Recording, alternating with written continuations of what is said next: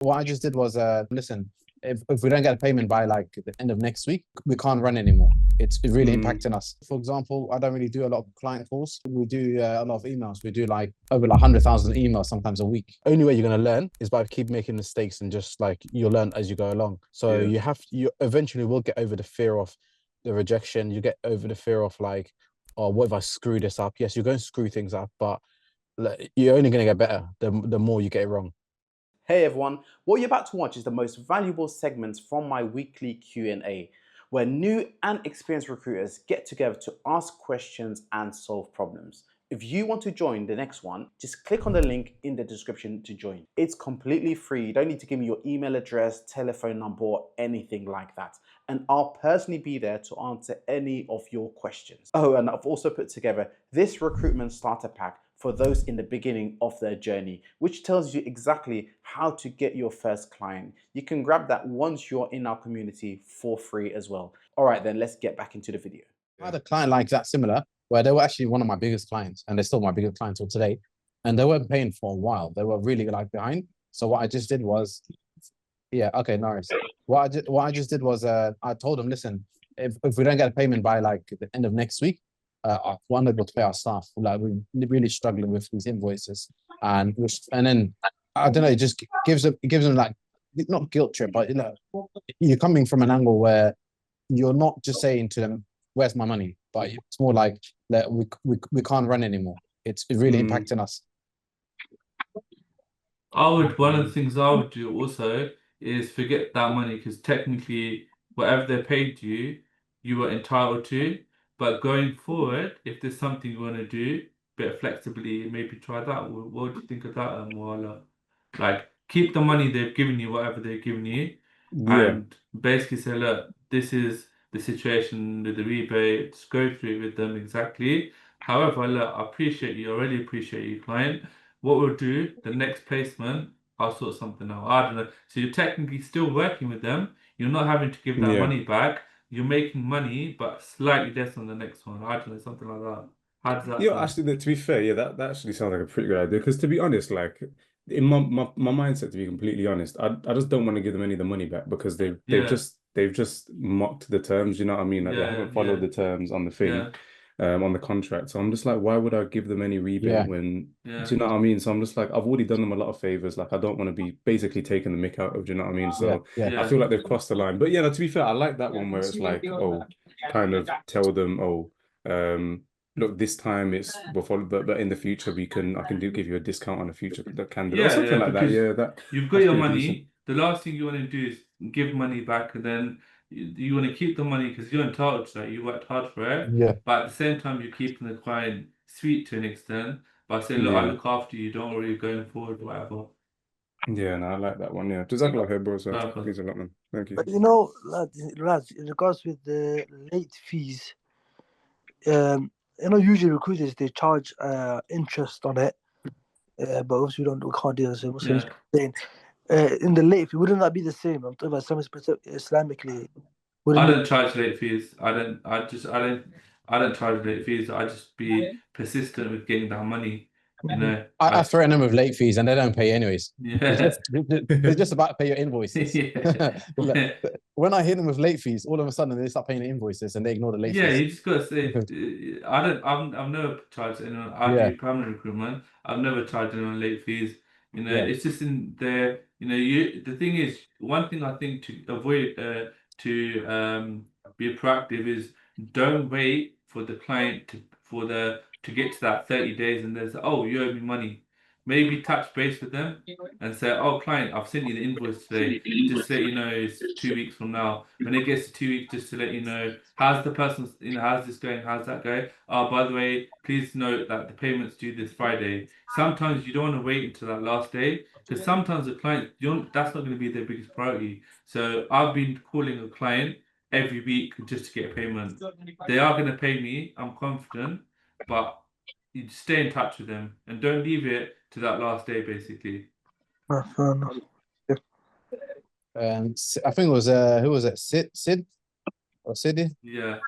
I think he wanted to ask a question. Assalamu alaikum. Sorry, so you know it is my phone just went silly, and then I can't press continue. Type thing. Okay, that's all right. My name's Harshit. Basically, I've just kind of started doing this. I've had a lot of things going on these past 2 weeks. I'm not going to get into it, but khair, inshallah. My thing is I've got a few questions. Now, obviously, I'm new to this, so I know everyone's on different levels of experience, of course. But my thing is like, how do you find the clients and the CVs? I know people say go to LinkedIn, but is it just LinkedIn, or do you use like Indeed and Monzo and all these other platforms? Platforms. And it really depends on I would say it depends on your niche. Okay. Whatever your niche is. Okay. And then we can. What's your field that you want to do or what you want to get into? I've looked at a few. I've looked at admin. Because I've done a lot of admin back in my day. Okay. I was looking at construction. Okay. I don't want to go into too much depth because I'm new to it. So I want to stick with like maybe maybe 3 at a push, just so I get my feet into the 3 different fields. Yes, possibly. Okay. And Asad, what do you think? Because you do multi-sector. Do you recommend 3 different fields to start with? Not to get started because okay. it's just too much to learn, and obviously you're here, there, and everywhere. There's nothing to say you can't specialize in one field, do really well, build on it, and then move in. But the first thing you got to look at: are you doing this full time or while having a job? It'll be full time. Okay, so you got time, but even with once you start, brother, you're gonna have a lot of duties to do, a lot of work to do. So trying to pull around for admin, construction, and then what was the other niche? There wasn't one. I was just kind of okay. And then the other one, and then trying to find candidates for construction, admin, and the other one. What I'd say is just get one to start with. Learn recruitment, because obviously I know you say you haven't come from like a strong recruitment background or you haven't done it. Learn the process first with that niche, then start making some placements, then start thinking if I want to branch out, diversify, etc. The reason I done other industries isn't because one wasn't working necessarily that well, is because I thought now I understand it. If I can do it for one industry, I've got the capability to do it for others. But to start off with, it's not easy because you got to learn. Imagine you're doing admin, you're going to have receptionists, secretaries, and then you have construction, you're going to have maintenance people, fit out people. It's a lot, it's a lot. Makes sense. And then you're going to be calling. If you imagine you get a vacancy in construction on Monday morning, and then you say, I want to do admin and get some admin vacancies. 2 days later, then that construction role is being neglected. So in recruitment, turnaround time is very important. Some clients can wait, but most clients don't. They want people straight away. So I'd say find a niche that's going to be suitable. I have admin vacancies, but I don't do admin specifically. I get admin vacancies for like law firms and stuff like that. But admin, it's not the best niche because the biggest companies like Hayes, Reed, Manpower, they have a lot of these contracts. Also, that to get an administrator, it doesn't require a lot of skill. Yeah.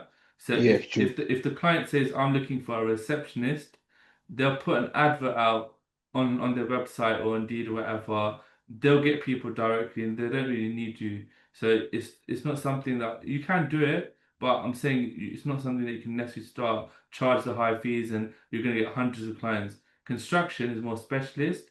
If you can find really good construction people that are I don't know anything about construction, but if you can get really good people, then you can start charging them high fees and getting more of those placements and stuff like that.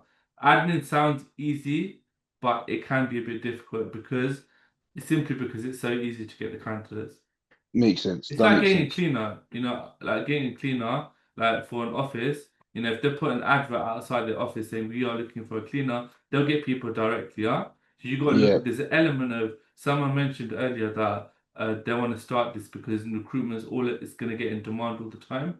But at the same time, you have to add value and you have to find candidates that the client can't get directly. Okay. Second question.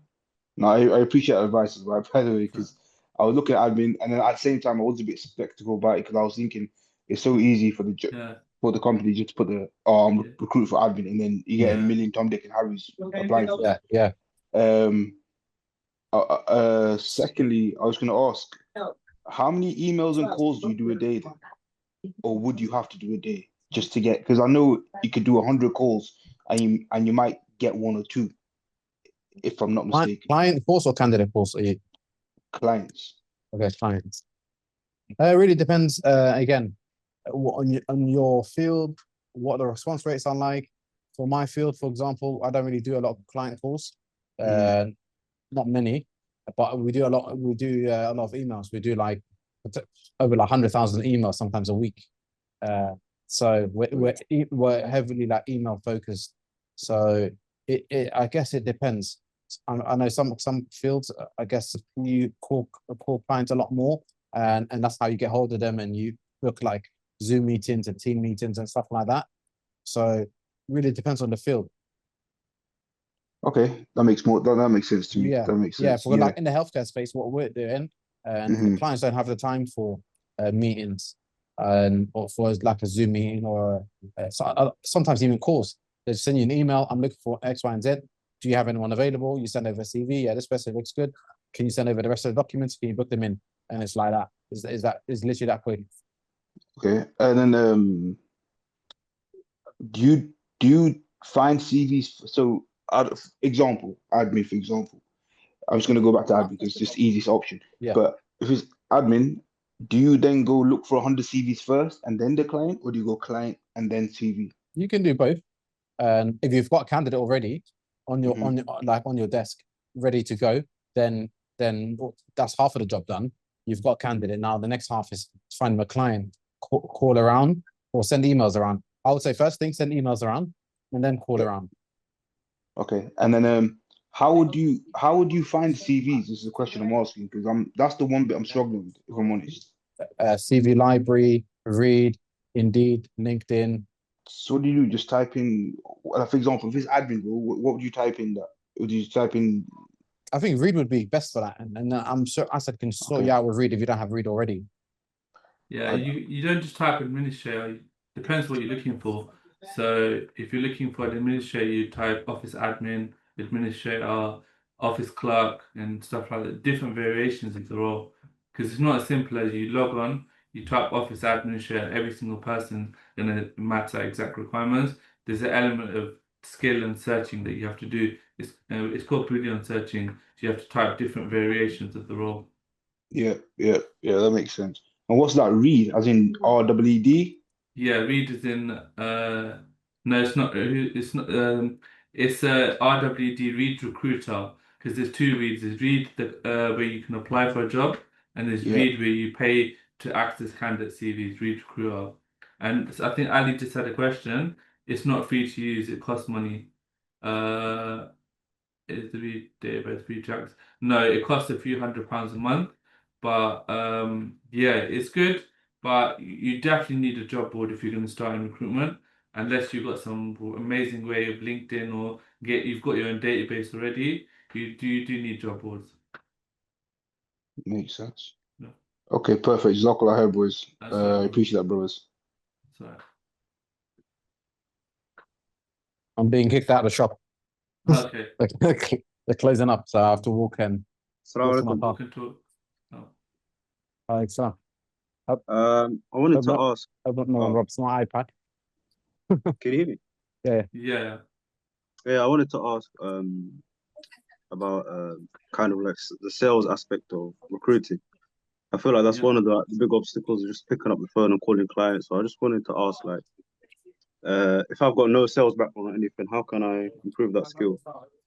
How can you improve the skill? So one of the ways is firstly understand what questions or what information is needed on the call, and there's plenty of content online for that.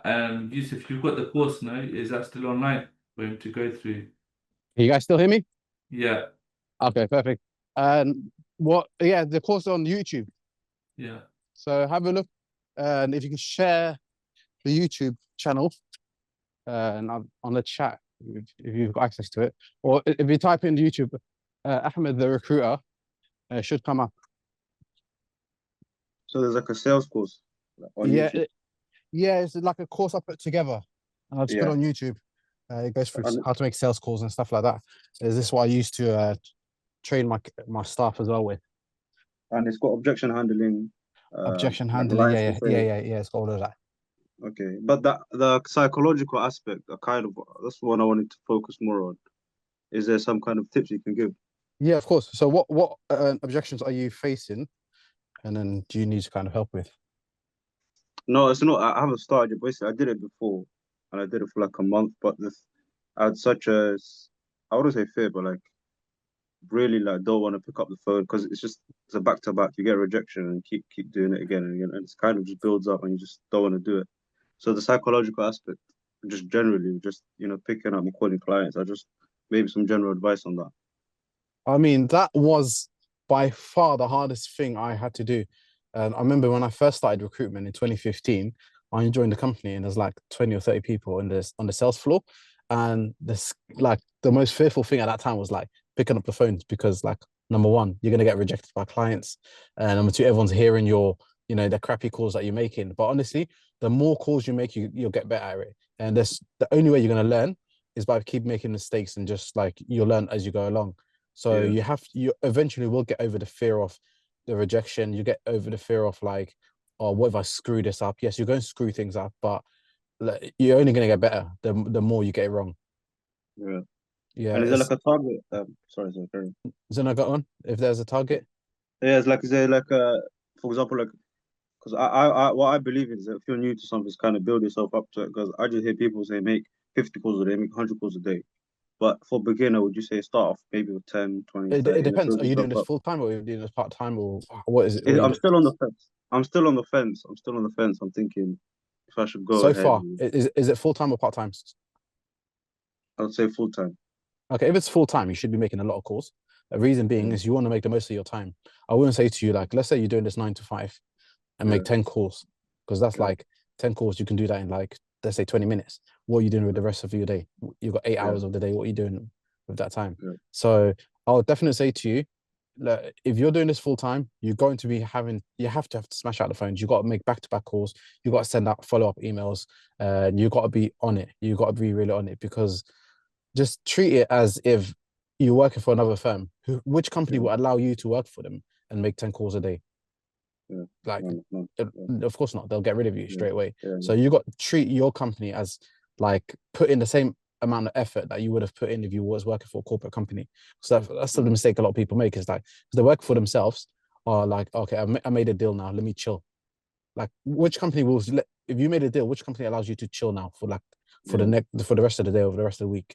So yeah, treat it as if you're working for a company rather than working for yourself. So you don't get complacent. Yeah. Last question. I wanted when I was kind of looking at engineers and it was lift engineers specifically, but I was speaking to someone who said that was a bit too specific. At the same time, I was very struggling a lot to find candidates and clients. So would you say it's better to broaden out to engineering generally or specific role at the beginning? I don't really know. I don't really know much about engineering. Engineering is, I would say, broaden. You can't lift engineer is just too specific. It's like doing say IT and saying only first line support IT. You want to do the whole. You want to do the whole niche. It's still a niche. Engineering. Engineering is broad. There's different roles. So I would stick to engineering as opposed to just lift engineers. Okay, yeah. All right then. And for engineering, what would you say? Because these kinds of jobs better to be on the. What's that? I think his line broke up. No, it's not mute. Was it Ali who was speaking, right? Yeah. Yeah, I think he muted himself or something.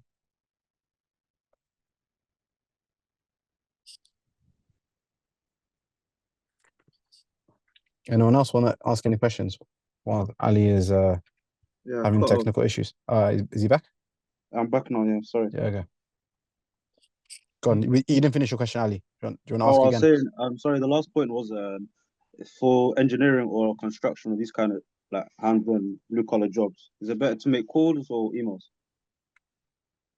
For the blue collar jobs, Yeah. definitely definitely calls and emails. I would say do both. Combination. Both, yeah. Okay then. Not a lot of industries allow you to just email. You need to, even the ones that allow you to email, you're gonna have to pick up the phone. And the main thing I have to say about recruitment, it is sales at the end of the day. It's not an admin. Recruitment's not an admin role. You can't sit there, email people CVs and not for them to say, give me a call, let's talk about it, or tell me about this, or you can't do everything over emails. Even Yusuf uses emails heavily, but there's still candidate phone calls, client phone calls. So you have to build up that confidence, to be honest with you. Okay. It's a good question. What's your sorry, brother. I don't mean to interrupt anybody if I have. That's fine. What's the percentage you guys charge? I start at 10%. I've gone up to 20, but most of my clients, to be honest, are about 10%. And that's quite low. That's quite low. A lot of companies Yeah. charge 10's low, more. yeah. But I'm happy with that because of the clients that I work with. I have a lot of repeat clients. But most companies charge 15-20%, I'd say. But it's up to you. The whole point is it's your company. You charge what you want, but then you get to work with who you want. Like, I'm happy with my clients, they're happy with me. So most of them I charge 10%. But I have got clients that I've charged like 20% as well. And do you guys ever go out to your clients' workplace? Never. I never Never. do Oh, that. really? I've never met any of my clients, and I've been working with them for some of them, like not the same clients, but working in this field for 10 years. Not met one client. People go out there and take them to the races or to a night out or a meet cop, in the cop. I don't do none of that. You don't need to. I don't do that either. Yeah. I've got too many aliases, to be honest. Yeah. So they'll be surprised if they find out it was me. Yeah.